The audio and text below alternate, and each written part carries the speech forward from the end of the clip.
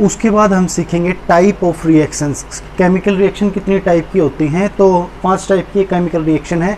ये सीखने से पहले हमें एक बार सीखनी होगी ये टेबल।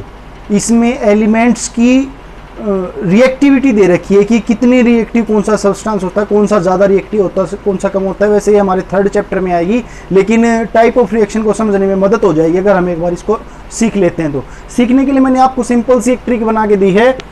करो ना कॉल मुझे आज फिर पीली है, तो करो के पूरा ही बता देता हूँ वरना आप इसको नेगेटिव ले जाओगे। करो ना कॉल मुझे आज फिर पीली है, क्यों होगी एजी आओ पेंट तो गीली है। तो ये सिर्फ तुकबंदी के लिए है। करो ना कॉल मुझे आज फिर पीली है, क्यों होगी एजी आओ पेंट तो गीली है। तो पीने के बाद इतने हालात खराब हो जाते हैं कि हर जगह से इंसान अपनी इज्जत खो देता है। तो उस वजह से ये सिर्फ याद करने के लिए है, आपको मैं पीने के लिए मोटिवेट नहीं कर रहा हूं। करो मतलब के पोटेशियम, ना Na सोडियम, कोल Ca कैल्शियम, मुझे Mg मैग्नीशियम, आज में आ से तो एल्यूमिनियम Al और J से जिंक Zn, फिर Fe आयरन, पीली मतलब Pb लेड सीसा, है हाइड्रोजन H, Cu कॉपर, होगी क्यों होगी Hg मरकरी, Hg क्या होता है मरकरी, Ag सिल्वर, आओ Au गोल्ड। कि घर जाने के बाद कोई ये नहीं कहेगा Ag आओ, पी के जाओगे तो कोई नहीं इतनी इज्जत देगा, तो अपने सही सलामत घर पहुंचा करो। तो उसके बाद आ जाओ अपने टाइप ऑफ रिएक्शन पे, जोक्स अपार्ट। पहली है कॉम्बिनेशन। कॉम्बिनेशन में क्या है कि नाम से ही पता चल रहा है संयोजन। जब 2 या 2 से ज्यादा सब्सटेंस जुड़ जाते हैं, जब 2 से ज्यादा एलिमेंट्स जुड़ के कोई नया एलिमेंट बनाते हैं तो उसको हम कॉम्बिनेशन या संयोजन बोलते हैं। अब इसकी लैंग्वेज आप खुद बनाओगे, इंग्लिश वाले हैं, हिंदी वाले हो तो आसानी से लिख सकते हैं। जब 2 या 2 से ज्यादा सब्सटेंस जुड़ के नया सब्सटेंस बनाए उसको हम संयोजन अभिक्रिया बोलते हैं। इंग्लिश वाले भी देखो, यहाँ पे मैं लिख के नहीं दे रहा पूरी की पूरी जो डेफिनेशन है वो, ताकि आप खुद बना पाओ। रटिफिकेशन हो जाएगा बेटा, फिर से आप इसको खुद बनाओ। कॉम्बिनेशन का सिंपल टूटे फूटे शब्दों में लिखो, 1, 2 और more substance join make new substance called combination. Simple सी अपनी बनाओ और साथ में ये एग्जांपल लिख दो जो मैंने दिया है, C+O2 CO2, Mg+O2 MgO। तो कार्बन और ऑक्सीजन मिलके कार्बन डाइऑक्साइड बना रहे हैं, मैग्नीशियम और ऑक्सीजन मिलके मैग्नीशियम ऑक्साइड बना रहे हैं। ये हमारी हो जाएगी कॉम्बिनेशन रिएक्शन। उसके बाद है डीकॉम्पोजिशन। कोई चीज मिलेगी तो टूटे भी। तो डीकॉम्पोजिशन क्या होता है? टूटना, वियोजन, विघटन या अपघटन। ठीक है, तो कोई चीज जब एक सबस्टांस एक से ज्यादा सबस्टांस में टूट जाता है उसको हम बोलते हैं डीकॉम्पोजिशन। ठीक है, तो इंग्लिश वाले वही उसी तरीके से 1 substance break into more substance, इस तरीके से आप अपना खुद का एक टूटी फूटी लैंग्वेज बनाओ। हमें बस अपनी बात समझानी है, वहां पे लैंग्वेज के नंबर नहीं कटेंगे। तो अपघटन हिंदी वाले आराम से लिख सकते हैं, एक सबस्टांस एक से ज्यादा में टूट रहा है तो अपनी लैंग्वेज बनाइए।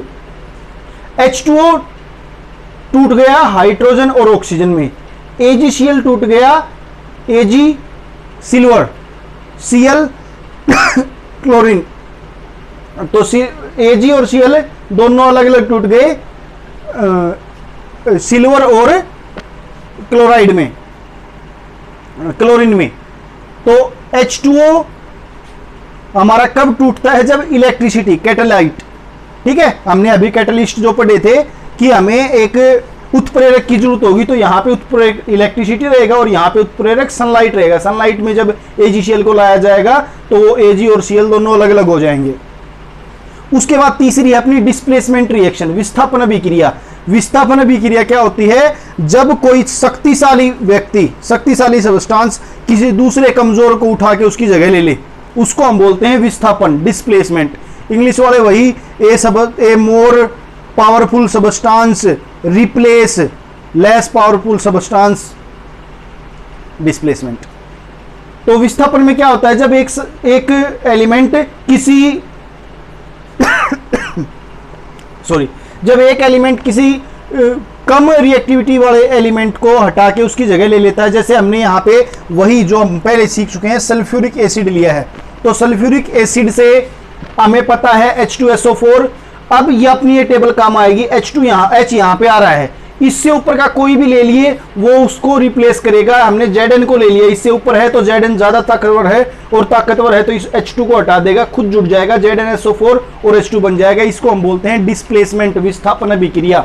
उसके बाद है डबल डिस्प्लेसमेंट। डबल डिस्प्लेसमेंट में क्या होगा, 2 बार विस्थापन होगा अलग अलग चीजों का।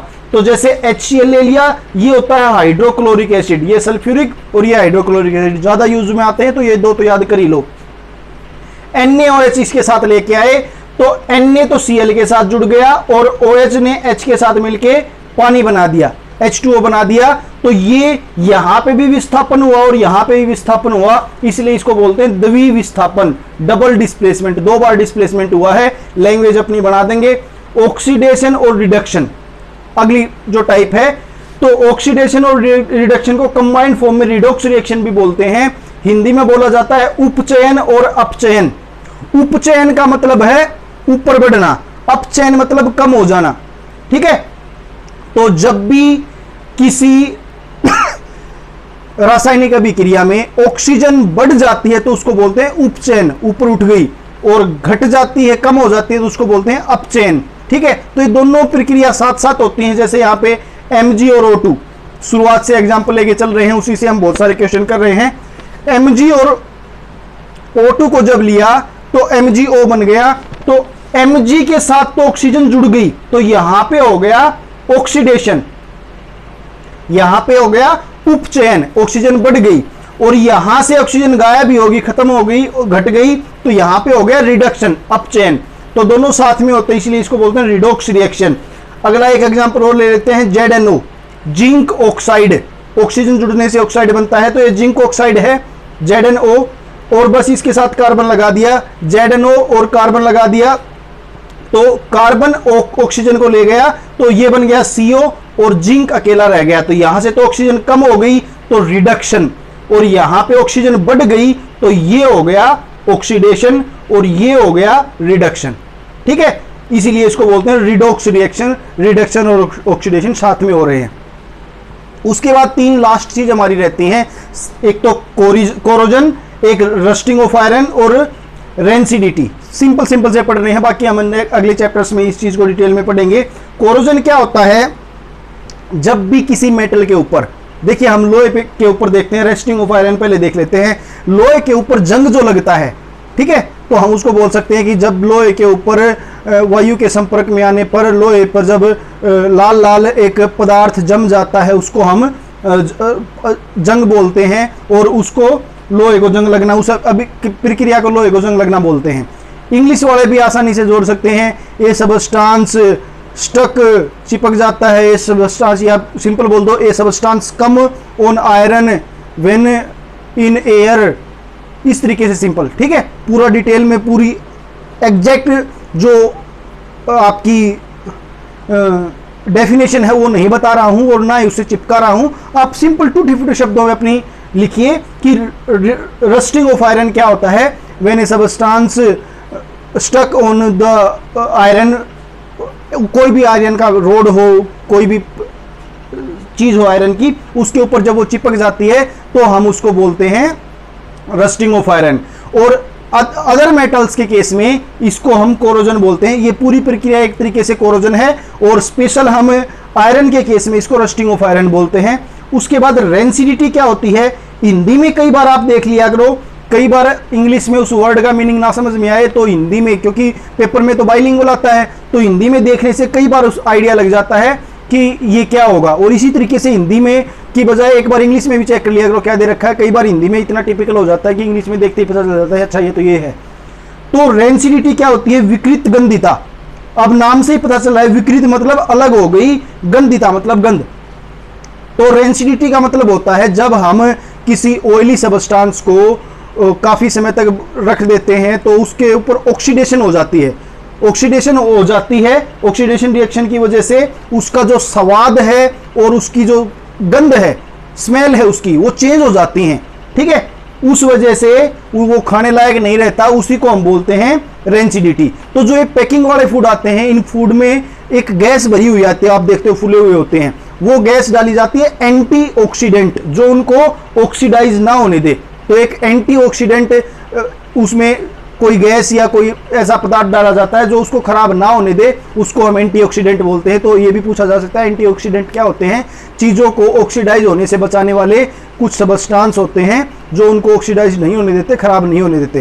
तो एंटीऑक्सीडेंट का यूज करके, एंटीऑक्सीडेंट का यूज करके हम इसको खराब होने से बचा सकते हैं। तो सिंपल साइज की 1-2 नंबर में ये पूछा जा सकता है कि रस्टिंग ऑफ आयरन क्या होता है, कोरोजन क्या होता है, रेंसिडिटी विकृत गंधीयता क्या होती है। तो आप ये याद कर लेंगे। और ये अब समय ऐसा आ गया है कि आप किसी टीचर को ब्लेम नहीं कर सकते कि फलाने स्कूल में तो टीचर ने पढ़ा है नहीं इसलिए फेल हो गए। कम से कम अपना पास होने लायक का तो आप खुद कर ही सकते हो। स्कूल में पढ़ो, स्कूल में कोई टीचर नहीं पढ़ा रहा तो नेट से पढ़ो, किसी कहीं से भी पढ़ो, जरूरी नहीं मेरी ही वीडियोस आप देखो। ढेर सारे टीचर्स ने वीडियो बना के डाल रखे हैं, जिसकी भी आपको अच्छी लगती है उसकी देखो। मैंने भी एक प्रयास किया है बच्चों के लिए उनको लेवल थोड़ा सा अप करने का। मेरा प्रयास अगर आपको अच्छा लगता है तो मेरी वीडियोस देखो, मुझे सपोर्ट करो, प्रमोट करो। और अगर और किसी टीचर की आपको अच्छी लगती है तो उसकी देखिए, लेकिन ये अपनी आप जिम्मेदारी खुद लीजिए। अगर कोई टीचर नहीं करवा रहा तो अब आपके पास सुविधाएं हैं, आप खुद भी इतनी तैयारी तो कर ही सकते हो कि अपना अच्छा स्कोर कर सको, ठीक है। तो अपनी जिम्मेदारी लीजिए और प्लीज़ अगर आपको ये अच्छा लगे तो सपोर्ट कीजिएगा। धन्यवाद।